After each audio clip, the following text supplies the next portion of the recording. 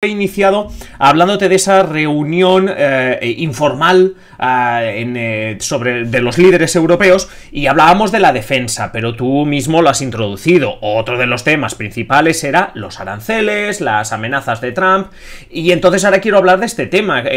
Ya sé que te he preguntado, pero esta semana hemos leído incluso que ya parece cada vez más concreta el plan de la Unión Europea, es decir, la respuesta reactiva, esperando lo que haga Trump.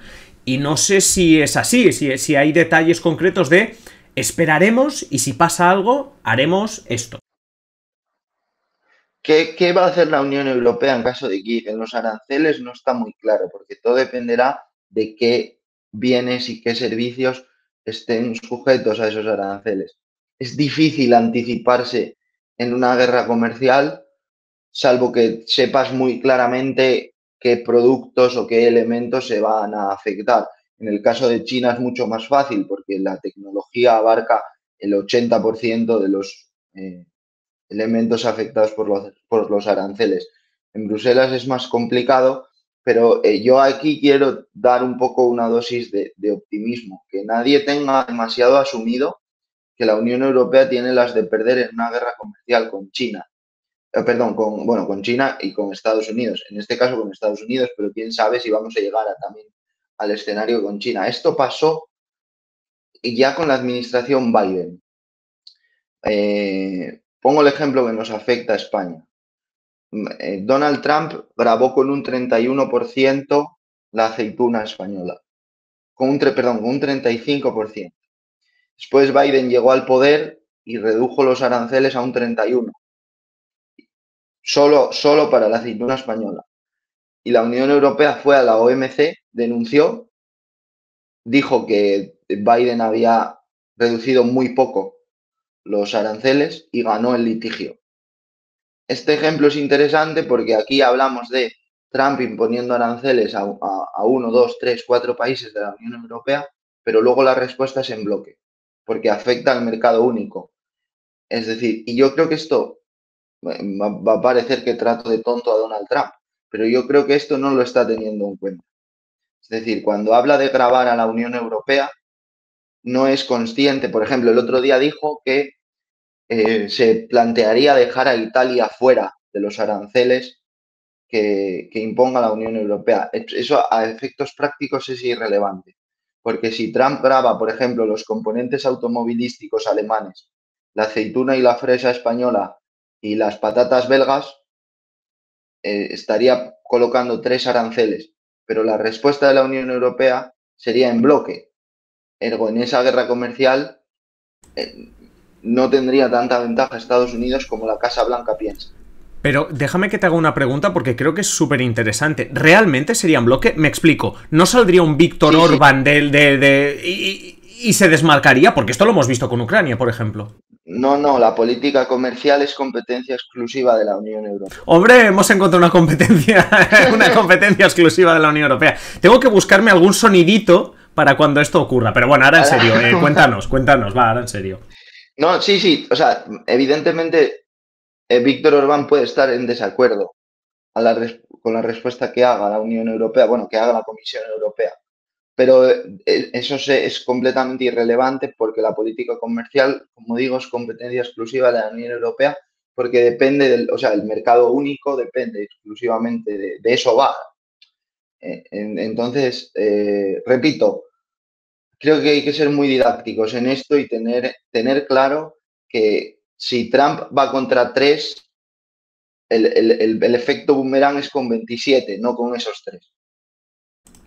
Sí, a veces yo tengo, por ejemplo, algunos que preguntan, oye, pero ¿no tendrá gente asesora lista a Donald Trump que le asesoren estas cosas? Porque decías tú, no quiero tratar a Donald Trump de tonto, es que estaremos tratando de tonto casi a todo su consejo asesor, que no le expliquen algo tan básico, porque tú lo sabes y sabes muchísimas cosas, pero hombre, digo yo que alguien habrá que tenga también ese conocimiento allí.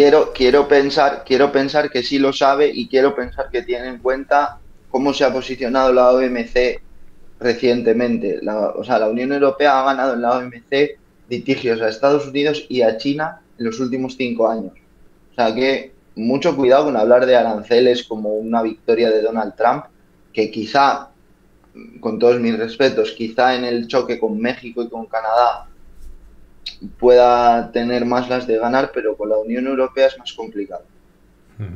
Bueno, pues ahí queda y evidentemente veremos cuál es la actuación de Donald Trump. Por cierto, siguiendo con Donald Trump y Europa, quiero acabar preguntándote por Ucrania, porque sabíamos que Donald Trump, su promesa electoral era que esto lo solucionaba con una llamada de teléfono, por simplificar, y luego también otra de las promesas era que recortaría absolutamente el gasto, el gasto o la ayuda a Ucrania. Tú mismo en esta sección nos hablaste de el problema que supondría para la Unión Europea decirle a Zelensky, oye, mira, yo no te puedo compensar lo que falte de ahí, pero en las últimas horas, en los últimos días, vemos un mini giro de guión, que es que Donald Trump dice, oye, a lo mejor te sigo dando dinero, pero me vas a tener que dar acceso a tus recursos naturales, a tus recursos minerales.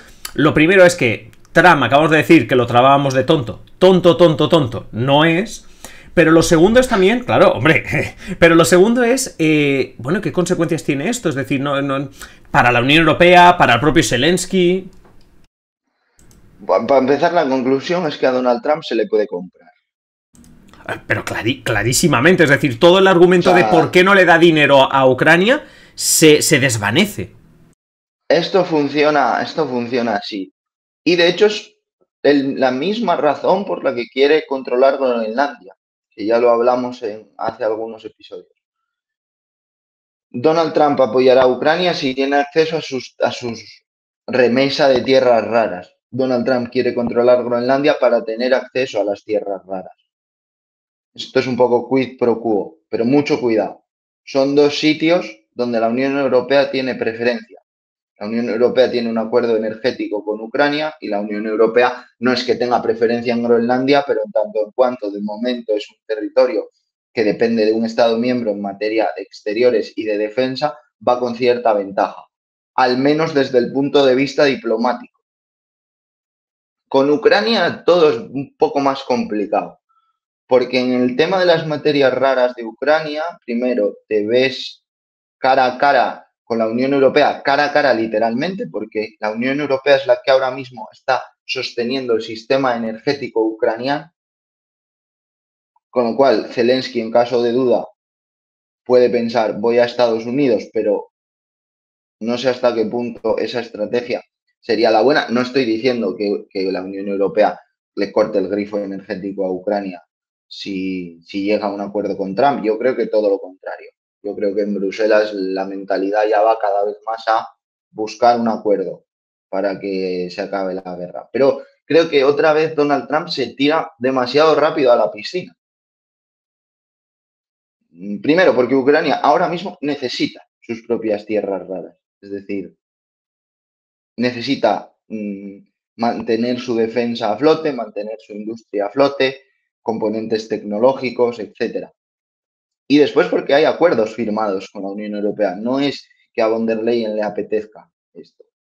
Evidentemente es un elemento estratégico, por eso cuando se habla de defender a Ucrania hay un doble argumento que es por valores democráticos, evidentemente, pero también por interés estratégico, es decir, la ampliación de la Unión Europea tiene un interés estratégico, igual que tiene un interés estratégico que entren en la Unión Europea los Balcanes occidentales, tiene un interés estratégico que en un futuro bastante lejano mantengo entre Ucrania. ¿Por qué? Porque Ucrania, por ejemplo, a nivel de sector primario es una potencia, tema de cereal, etcétera, etcétera, y a nivel de tierras raras es un actor emergente. Con lo cual, seamos pragmáticos. O sea, esto que acaba de decir Donald Trump no se lo ha sacado de la chistera. Lo tienen todos en cuenta. También lo tenía Joe Biden. Pero repito, no es tan fácil. Sí, y veremos porque lo único, yo creo que la conclusión, el titular, me quedaría con esto, de que Donald Trump tiene un precio, o que a Donald Trump se le puede comprar, y clarísimamente lo ha demostrado. Sobre todo lo decimos también por todas las veces que incluso contigo, en este espacio, hemos hablado de, bueno, de las declaraciones de Donald Trump, de las promesas de Donald Trump, y sobre todo que parecía que el cortar el grifo a Ucrania tenía unos argumentos de peso, unos argumentos en tanto Estados Unidos no se le había perdido nada, por simplificar, en esa guerra. Y parece que, oye, a lo mejor se nos ha perdido un poco de tierras raras. Pero bueno, sea como sea, vamos a tener oportunidad, por suerte, por desgracia, de seguir hablando de Trump, de sus relaciones con la Unión Europea y de esos aranceles que de momento no tenemos detalle, pero que veremos exactamente en qué se traducen. Emilio, como siempre, te agradecemos que estés con nosotros y evidentemente la semana que viene te esperemos para más y mejor. Gracias, Adri, un abrazo.